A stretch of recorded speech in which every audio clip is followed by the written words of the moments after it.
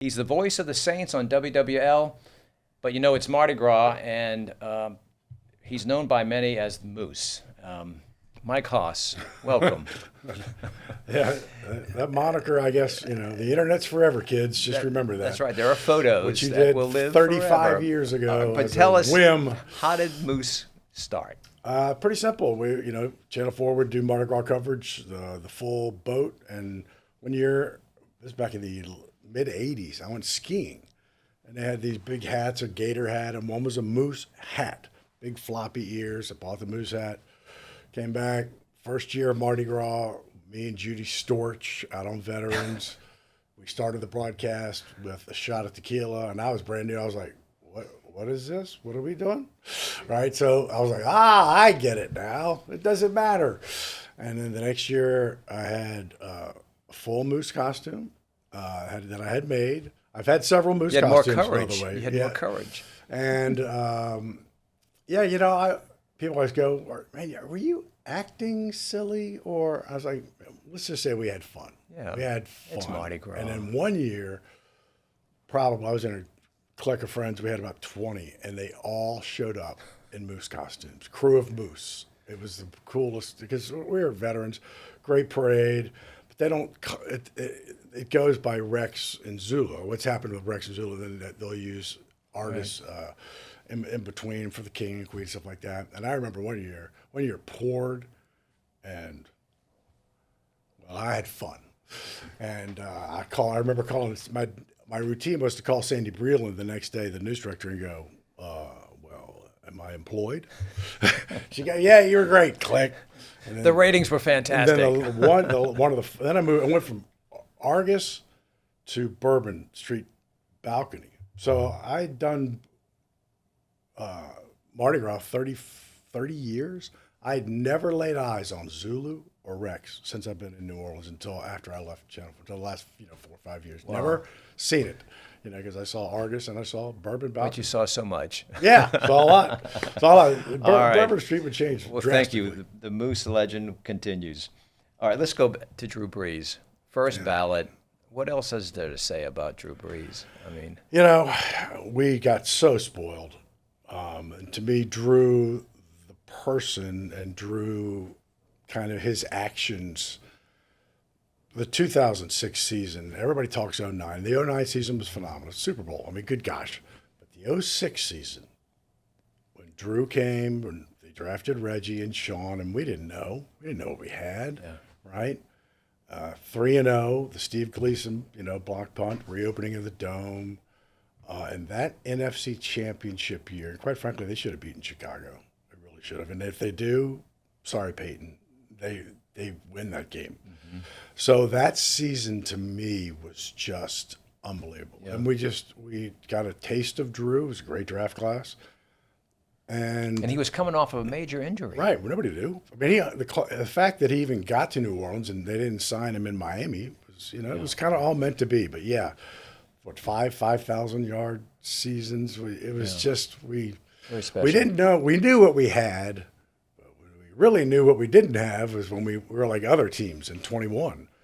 We went from Drew in 20 to 4 different quarterbacks in 21, 4 different kickers. We were the only team to start 4 quarterbacks in 2021. We were like, oh wait, this is how it is. Yeah. Oh, I don't know. I want Drew back. But we were spoiled. But again, I feel like you, very good about what we're coming into. We want to get into that in just a moment, but we just had the Super Bowl, Seattle Patriots. What did you see? It's funny. I mean, it's defense wins championships. There's 2 things. There's 2 knowns in football, and if you can run the ball, like Seattle did, Walker, you're in trouble. The other team is and it wasn't 3 yards a clip; it was 10 yards a clip. Yeah. So, and the New England defense actually played very, very well. But if you can run the ball, it's everything. And defensively, Seattle did all of their damage rushing 4. And if you have success rushing 4, stopping the run, it's over. Those are the 2 kind of fundamentals. If you rush 4, that puts more in coverage. And Drake May was just overwhelmed. I mean, pick 6, fumble, all the things. His numbers in the postseason of fumbles and interceptions and sacks were like the most ever.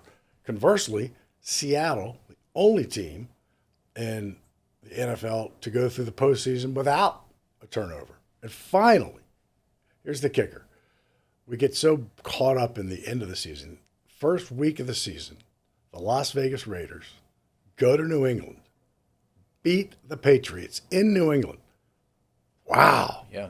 One team finished dead last, the other went to the Super Bowl. Yeah. So it says a lot about what anybody can do in any season, right? I mean, it's parity. I don't like that word. And the Saints had a pretty, you picked a bad year to play the NFC West. Look at Seattle. They had to battle their way through the NFC West. And who'd they play in the playoffs? Rams and Niners. Yeah. It's like, really? Again? So it's good to see. Yeah. Two teams did make the playoffs, make the Super Bowl the following year. I think, the Saints are in a division where it can happen. Yeah, let's go to the Saints then. Saints season coming up and the upcoming draft as well. Yeah, I think it's important, just like last year. You finally had decent number of picks. They had 9 picks in the top 10. First time they picked in the top 10 since 2007, 2008, Cedric Ellis. I mean, that's a long time. Meanwhile, Atlanta's picking 4th, 8th, 4th, right? They're picking in the top 10. Carolina had the top pick overall. We haven't picked in the top 10, right? And so you had to hit. And I clearly hit. We still don't know about Vernon Broughton. That's a 3rd-round pick as a defensive tackle. So you got to do the same thing this year. You got another inside the top 10. They got to pick because that also helps you get out of financial debt. Mm-hmm. You pay 9 guys rookie salaries as opposed to trying to to get all this dead cap money out of the way. So I'm never before has the fan base been so excited about 6-11. Yeah, right. Well, I think they weren't even pitchforks at 2-8. Right. We end the season with Tyler Shuck doing so well and getting the Pepsi Zero Rookie of the Year. That surprised me they didn't win a Rookie of the Year. It's hard to win when you don't start till week 9. Well, the fan base. The fans clearly had their voice spoken. I think we're excited. Although I am of the mindset, and I'm not I agree with the Saints that in those weeks I was at camp every day against San Francisco and against Arizona in those 2 games. Spencer Rattler gave you the best chance to win. Period. He just did. He was more ready, and those games were pretty close. If I'd have done anything differently, I would have started Spencer week 8. Tampa at home. Give him that week because he came into the second half, threw it 30 times. I would have started him that week as opposed to, hey, welcome to SoFi in L.A. Yeah. Well, so I'm excited. I mean, like everybody else. I sense what you sense is that the fan base is very excited about the upcoming season. Yeah, we have hope. I don't know that we'd have said that going into week 9 at L.A., right? I think that win the following week against Carolina on the road, when you saw what he could do, and then the victory against Tampa Bay, both teams playing for it all. The games meant a great deal. You saw his running ability, and that's something we have not seen, running as a weapon from a quarterback. And I don't need him to be Jackson Dart, but running as a weapon is something we need. Yeah, it's very good. Let's talk about your running mate, I'll call it your sweet mate at the ghost. Games. Deuce, what's it like working with Deuce? Well, he's one of the nicest, most humble human beings I've ever met. He is so busy. Like, I work at the radio station full time. I work for the Superdome full time. I have my company, so I'm busy. I never complain around that cat, right? He's with his sons now, playing high school ball. He's got one son in college. Trying to work his way to Division I. He is exactly what you see and hear. He's the most humble person. I feel like we're watching different games sometimes. I go, what? Like, what is that? And his goal, and if you listen to the broadcasts, his goal is to have the smartest fan base ever. He doesn't dumb it down. He tells you the play, what the play was supposed to do. There's a lot of football lingo. I'm going, what? You got to tell people pizza, duo and crackback, and he does. And so, but he wants the fan base to know what it is, right? Yeah, he's a good mentor for us who are listening. Yeah, I mean, you have to you learn, you physically learn. I mean, because the game goes very fast, but he's fun, man. I come in, I'm probably like you. I mean, I've got stuff. If the game were to go 7 hours, I'd have plenty of material. Yeah. Right, computers and monitors. Deuce walks up with 2 phones, throws them on the counter, and goes, "All right, let's go." That's 2 phones and a flip card. But you feel very confident when you're with him, right? I mean, he is. Well, he it's is that guy. we do, because I mean I think the key to any relationship like that is to have each other's back. Yeah. I'm never going to stab him or steal the limelight. It's an organic relationship. We did not know. I didn't cover Deuce.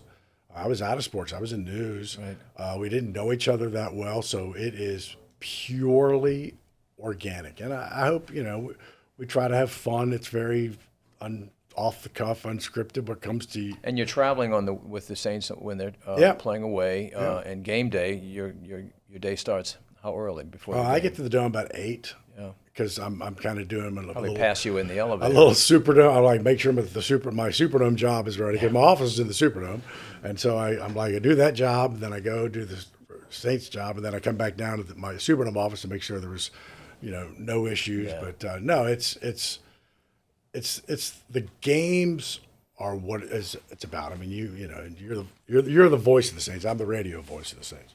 The games are what it's about, and all the prep work that you do leading up to it.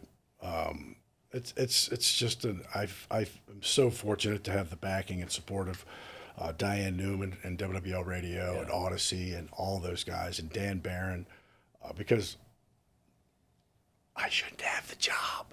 No, I was just in the right place at the right time. You're very good at that job, and I've enjoyed it. Your passion shows. And Yeah, that's the thing. If you want, Deuce is the player. I'm the fan. You're the fan. And it's How clear. People would love to be sitting in your chair. Oh my gosh, yeah. Being up there with you. All right. Well, thank you for spending some time with us. But I have to ask you now. We're in Mardi Gras. What are you doing Mardi Gras Day? I understand moose may not be part of it. There'll be no moose. What do you do for Mardi Gras? We have my wife is an identical twin, and her sister and my wife they find a place down here off of St. Charles that they rent for a month. So we've got if I don't have a place with a bathroom, I'm at home. And so we have a place, and we'll come down Saturday, Sunday, not Monday, but be down here Tuesday. We rode on this past Saturday at the Mad Hatters. It's an awesome parade. Yeah, the weather was fantastic. Oh my goodness, it was unbelievable. And so we'll be down here. It's fun,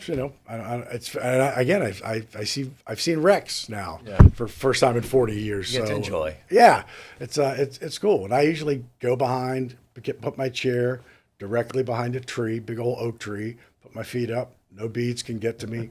I'm like, my kids are 27, 25. I'm not bringing these daggone things home. Yeah. We're done. We're what past are you that. Do with them, right? We're past that. Oh, wow. So, we'll have a fun. great one. Look forward to it. As we get closer and we get past the draft, let's have you back in to talk about how we do. Love to. Mike, thank you for being You with bet. us today. Thank you. All right. Happy Mardi Gras. You too.